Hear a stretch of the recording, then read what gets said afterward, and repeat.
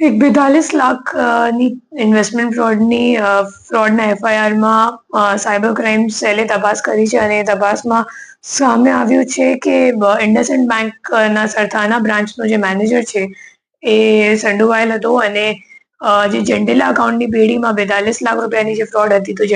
જેન્ટેલા નામની પેઢીનો અકાઉન્ટ ખોટી અકાઉન્ટ ખોલાવીને એમાં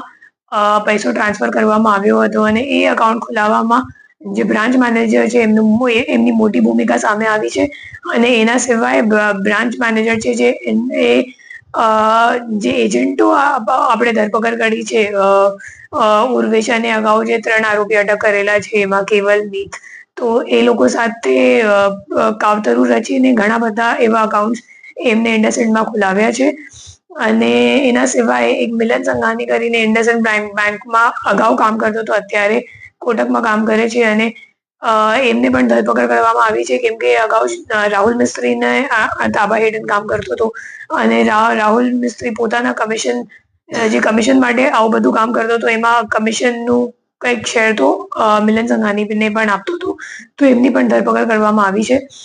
અને જે જેન્ડેલા અકાઉન્ટની આપણે વાત કરી રહ્યા છીએ એમાંથી જે કેશ વિડ્રોવલ થયું હતું તો એકચ્યુઅલી ગેરકાયદેસર હતું જે બેંકની રૂલ્સ અને નિયમ છે એમને વિરુદ્ધ હતું તો એમાં 17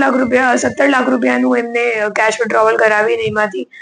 17,000 રૂપિયાની એમને કમિશન મેળવી છે અને આવું બધું ઘણું કામ કરતો હતો ખોટા અકાઉન્ટ ખોલાવવાનું કામ કેશ વિડ્રોવલ કરાવવાનું કામ અને જે અકાઉન્ટ ફ્રીઝ થઈ જાય સાયબર ફ્રોડના ગુનામાં તો એવા અકાઉન્ટને અનફ્રીઝ કરાવીને જે આરોપીઓ છે એમની મદદગારીમાં એમના વિડ્રોવલ થઈ જાય એ મુજબ એમની સગવડતા આપતો હતો અને પછી ફરીથી એમને ફ્રીઝ કરાવતો હતો તો એ રીતે એમને જે પોતાનો જે હોદ્દો છે એમનો દુરુપયોગ કર્યો છે. ઘણા આરોપી તેઓનું ભણતર ક્યાંના છે? જે રાહુલ મિસ્ત્રી જે મૂળ સુરતનું જ છે. મિલન સંઘાણી પણ સુરતનો છે અગાઉ કેલકટામાં બિઝનેસનું કામ કરતો હતો પછી પણ છેલ્લા 6 વર્ષથી બેન્કિંગ સેક્ટરમાં જોડાયેલ છે અને જે ત્રીજો છે એક ઉર્વિશ કરીને જે પ્રાઇવેટ એજન્ટ તરીકે કામ કરતો હતો અને રેફરન્સ આપવાનું કામ કરતો હતો રાહુલ મિસ્ત્રીને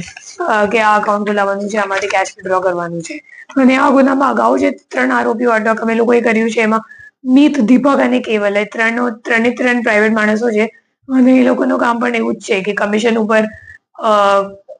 કોઈના પાસેથી બેંક અકાઉન્ટ ખોલાવવાનું અથવા તો એમનો બેંક અકાઉન્ટ કમિશન ઉપર લઈ લેવાનું અને પછી ફ્રોડનો પૈસા જ્યારે આવે તો એમાં કેશ વિડ્રોવલ કરાવવાનું. આ દિશામાં તપાસ ચાલુ છે ચોક્કસ જ્યારે અમે લોકોને આંકડો મળી જશે તો ત્યારે અપડેટ કરવામાં આવશે.